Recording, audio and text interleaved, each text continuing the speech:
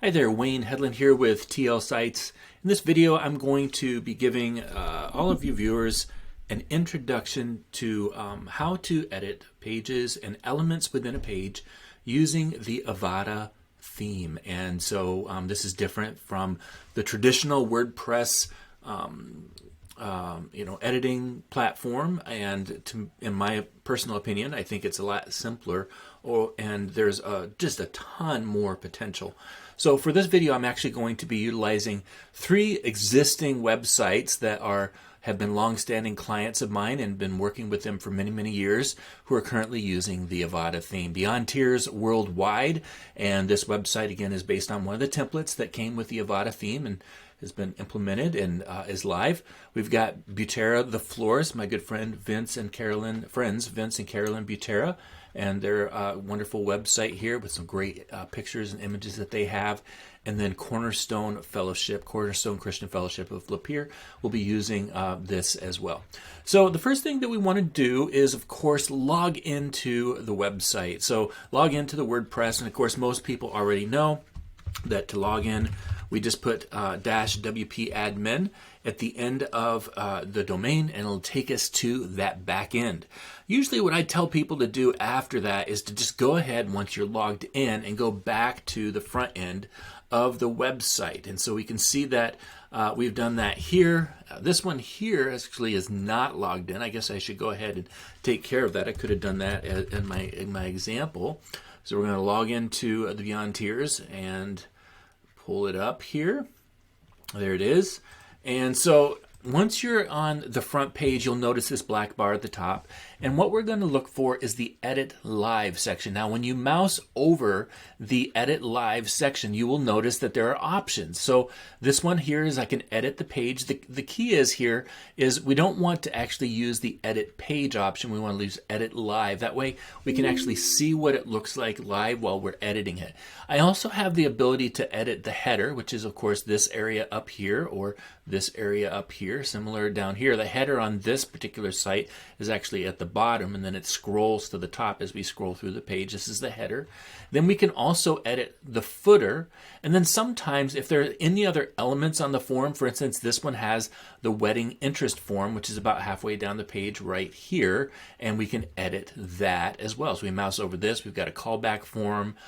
This one here, we've got just the header and the footer, right? This one actually has something called an alternate header, because the header on the front page is actually different than the header on some of the other pages. So again, that's how you're going to work on that. So what we want to do in this tutorial really is to focus on the main content. So for each of these, I'm going to select the edit page. I'm going to come over here in Cornerstone, edit page, and we'll go to the Butera's website. We'll edit that page as well. Butera's website is a one-page site, so everything that you're going to navigate to for the most part is all on one page. It's called a one-site website. When you've done this now, you'll notice that Asana will open up a navigator over here. Now, if for some reason you're not seeing the navigator, it could just be that you need to highlight an element. Like you notice as I mouse over, you'll see different elements will pop up now, and you'll see different little blue icons. If I mouse over an icon, I can click on the little pencil, and that will open up this sidebar. And then whenever I'm finished working on an element, I can just click on the X. So the key behind the navigation with with Avada is going to be this whole idea of this left navigation pane. So usually for me, the very first thing I will do in order to be able to navigate through the website without having to scroll to the place I want to go is right here where it says navigator. I'll click on the little down caret. Sometimes I have to click on it twice, and it will collapse all of the gobbledygook, all the details. There's a lot happening over here. Collapse them. So I'm going to do that for each of these sites here. And I've collapsed them all. And now we can see the different elements. And if I click on one of the elements, it will actually navigate to it. So for instance, wedding albums, I can navigate right here to that particular section. In the charity home, I can navigate to the Our Focus section right here. Or over here, I can navigate to the Watch Previous section, watch previous messages. And of course, in the Avada theme, what we're looking at, and when you look at a website in general, there are sections. So this is going to be section 1, this is section 2, section 3, section 4, etc. And you can see that right here. Section 1, this one actually has 1A and 1B. We'll talk about that later. Section 2, if I click on them, it'll take me to each of the sections. And so you can see how the website was kind of broken down into different sections. And then inside each of these sections are going to be elements. So for instance, this particular section is going to consist of 2 columns. Right? One column is this white column and one is the red. And I can see that by going ahead and clicking on the little caret to expand the data inside that column. So I've expanded it. Now I can see the columns. In fact, if I click on the column, I can see the column will temporarily highlight here so I can see which column it is I'm looking at. Sometimes that can be confusing, especially when there's a column that is perhaps a little more complicated. For instance, our wedding albums column, there's like a 1/6 and a 2/3 and a 1/6 and a 1/3, 1/3, 1/3, 1/3, 1/3. Well, how am I supposed to know which column is which? Just click on the column and it'll highlight it for you. So if I wanted to make changes to this element, Becca and Stefan, then I would just click until I find the correct column, and now I can see this is the element in question right there. All right. And then once we look at the column, of course, now we see a whole bunch of elements inside of this column. So this particular website, I can see making a difference. This is one element. It's right here, the title. And again, same idea. When I click on the element, it'll highlight the element for me. So this is a separator. It's that little line. And we've got a text block. And we have a title, which is right down here. And then we actually have a YouTube video. This is this little section right here. If I go to this third of the column, there's only one item. It's called counter boxes, right? So, so this is how we kind of find and navigate to the location that we want to go to. So this is pretty simple. This is the navigation. This is how we get to where we want to go. This little box right here, this green transition banner is the name of it. If I ever want to change the name to make it more obvious to myself, I can always do that by just highlighting, and this is how we're going to start making changes now, is when you mouse over a particular element or section on the page, we're looking for that little pencil icon. So I'm going to click on the pencil icon and open it up, and I can see right up here I can change the name of that element if I want to make it a little easier for me to figure out where I want to go. So now that we understand some of the navigation of the Avada theme, let's dive into making updates and changes.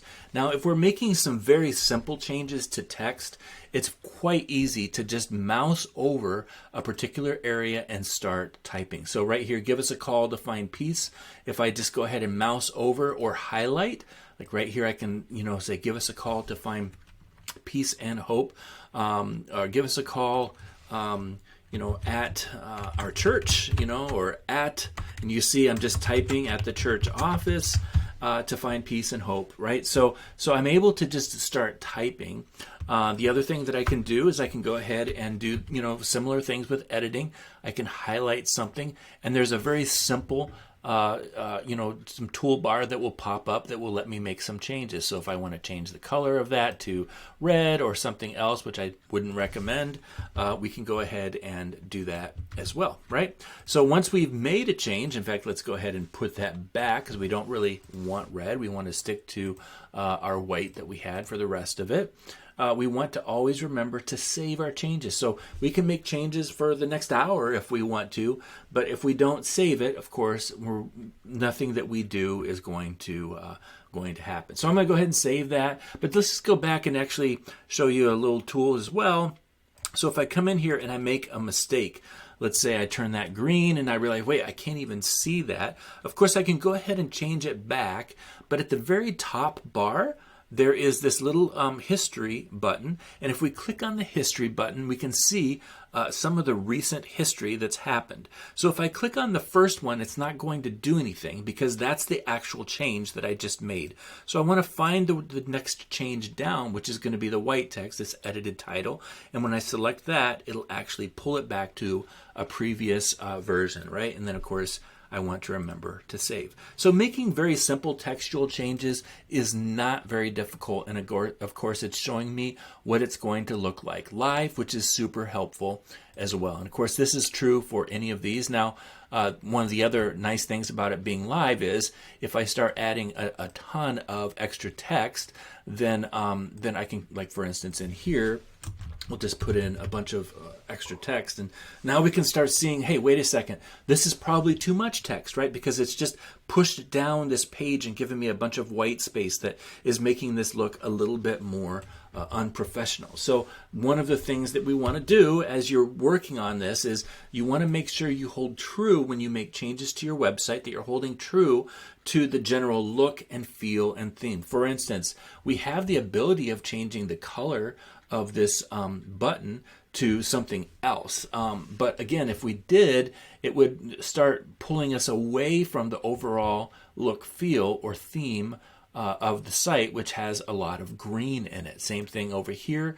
We've got red and yellow are a couple of our key right up here. I see that's kind of going over there. A little bit of an error right there. We might have to select or fix and see. Oh yeah, so it's just because it's pulled out. I had the video zoomed in, so that's actually working out just fine. But this yellow and this red are a couple of the important colors, but we see mostly it's red, or I'm sorry, mostly it's yellow. And so if we change this to a purple or something, then we would start moving ourselves away from the look. So we want to do that. The other thing that I'll just mention if you start making changes is if you're making changes to some boxes, I call these like service boxes. Generally speaking, to try to keep things looking clean and neat and professional, we want to stay away from adding more text to a box than the other boxes, because once we do that, it starts kind of removing the synergy or the consistent look that we have. So right now we see, because I added more text here, it pushed this box down. The buttons, of course, are not lining up, and this just doesn't look quite as professional. And we want to make sure, again, the whole point of having a good-looking website is to make sure that it is appealing to the viewers, right? Trying to encourage them to click and to stay on the site and to perhaps be part of and get involved with whatever it is that we're doing. All right, so let's go ahead and edit that content back to what it was. And incidentally, I do realize I need to put a period right there. So that was a little error I need to find. That was good. I'll save my changes for that one.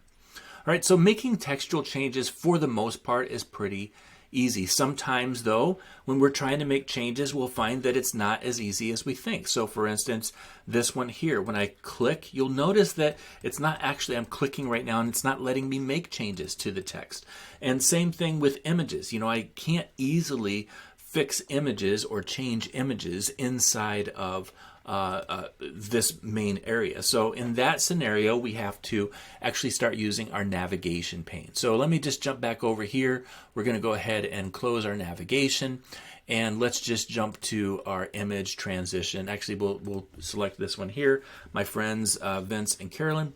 So if I wanted to make changes to this picture, there are a few things that I might consider doing. One is just looking for the image option right here. I'm just looking for that that icon that shows the pencil, the edit icon.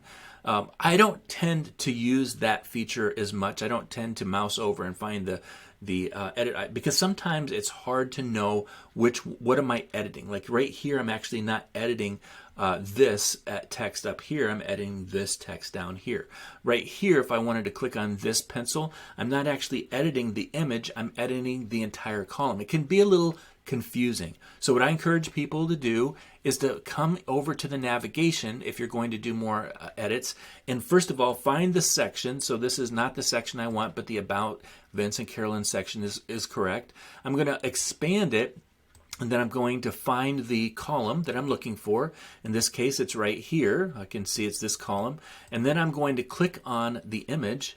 And now I know I'm going to be editing the correct element. Of course, I can click on the pencil icon, and it'll pull up a bunch of details for that image. Okay, so let's just go ahead and try that again. Maybe we'll look at the wedding albums, and that's a nice one because we have several. We have 9 different albums, so I'm going to expand that.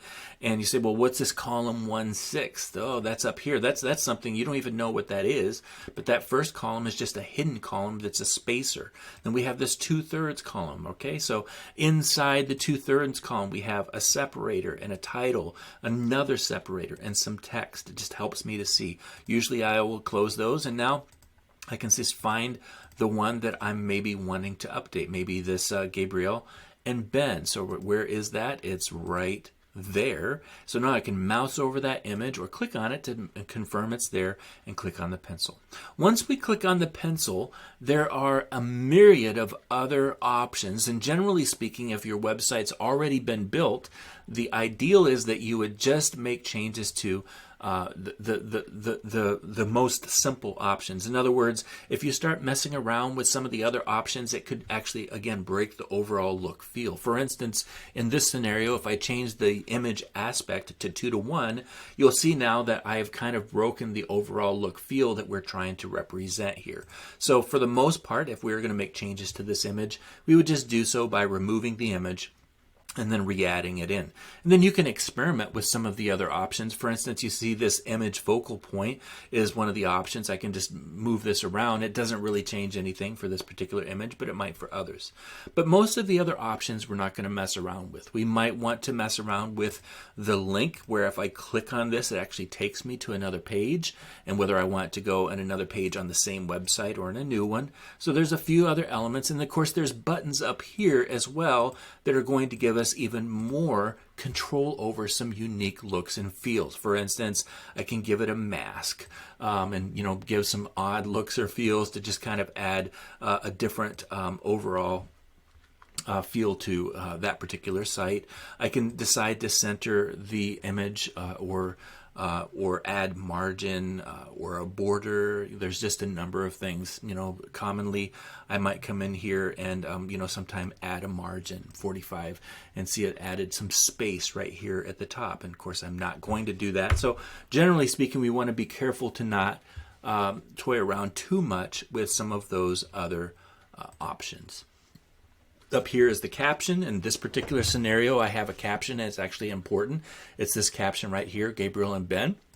So if I wanted to change this person's name to Benjamin instead of Ben, that's where I would do that, and that's fine to be able to do something like that as well. And I can change the flow of it. But again, if I change it for one, I want to make sure I change it for all of them. Okay, so these are some just very basics. There are a myriad of other things that we could be experimenting with on a particular website. So for instance, this one right here, this first visit, let's just jump over here very quickly and find it. It's this first visit and service. So we'll expand it, and I can see this first column. What is that first column? Let's click on that. That must be another hidden column that we don't worry about. But then we've got this 2/5 right here, this first visit, and I can see there's an image, and that's what this green little bar up here is, an image. I can click on it, say, oh, that's the image. Title, text, separator, button. Let's go ahead and change something about the button. Where does the button go when we click on the button? What do we want the button to say? Again, if we don't like that the button is rounded, we can actually come in here and remove some settings that are making that button rounded. I'm not finding it right now. Where is button radius? Right here, button radius. So actually this is already built into it, but if I wanted to, I can change the radius to 0, and see right there, it changed it to 0 and 0. So I can give it some unique shapes or looks, that kind of thing as well. All right. But again, generally speaking, we don't want to do that because we're using some consistency in how all these buttons look. All right. So generally speaking, that's how we're going to make edits to our website. There's many more things that we can discuss and talk about. Maybe I'll just highlight one more item, and what is a separator? So in this particular section right here, we have this separator. It's just an empty separator. Sometimes a separator is something that is visual. So if we jump back over to our wedding website, this right here is a separator, and I can click on that separator, right? Probably it's going to be right there, and I can see that as a separator, and I can see a visual piece of that separator. When I click on it, I can see that it's actually got some margin above and below it. If I go into the pencil and look and go into some of the details, I can see it's got a top and a bottom. And so I can change this. And sometimes for me as a web designer, I'm like, well, to maybe understand quickly what's going to happen if I make a change, let me just change this from 20 to 200. And now I can see, oh, wow, that's the top margin. So I can see now what that's going to do. So the bottom margin obviously is going to make a change there. So if I need to make a change, well, what's a separator width, right? So 126, and then, oh, that's the size of the line. So that's sometimes if you're stuck, you're trying to figure out where, what do we want to change? We can change the border size, etc. So over here, though, sometimes we have a separator that is not visual. It's right there, and all it's doing is creating some extra space between one element and another. Now, there's many ways to do that. I could go into the text block itself, and I can make some changes to the margin, like right up here, the top margin, the bottom. But sometimes it's more appropriate to actually add a separator in there and go into the separator and say, let's add some space at the top and the bottom and use that to help us navigate and help us keep things looking clean and neat. All right, and again, whenever we make a change, we always want to remember to save that change so that it's going to update. The last thing is usually because we're looking at the website live right inside the editor, we don't necessarily need to see what the website looks like in another browser. For me, though, sometimes I still do. So if you want to see what this website looks like in a browser without all of these other elements popping up, we can click on the X and it'll have options, and then you can exit to front end. Now, what I usually do is I will hold the control key, or if you're using a Mac, the command key on your keyboard. If you hold that down while you click it, it'll actually open the page in a new tab on your browser, which is helpful because now I can actually look on my browser and get a feel, assuming it's going to load. I can keep the back end open. I can see what it looks like on the front end. Hopefully I didn't lose my internet. We'll try this. It looks like I might have actually lost my internet while I'm filming this video. There we go. So I can see what this looks like on the front end, but if I need to make changes, I can go back to the back end. And sometimes I will do that just to kind of get a feel for how certain things are spread out and to just kind of get a feel for the overall look. And then if I need to make a change, I'll pop back over here, make the change, save it, and then refresh the page here. So another kind of tip to help you edit things well. All right, and then I guess I should mention, I keep saying the last thing, but there are occasions when if you want to edit an image, editing the image is a little bit more complex. So for instance, let's just jump over this image transition number 3.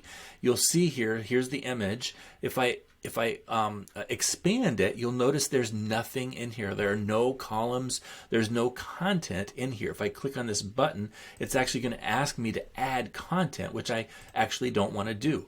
What I'm doing in this scenario is sometimes the entire section is going to actually have an image in it. So instead of adding a picture, which would require a lot of extra work, I actually can just add the image right to the section.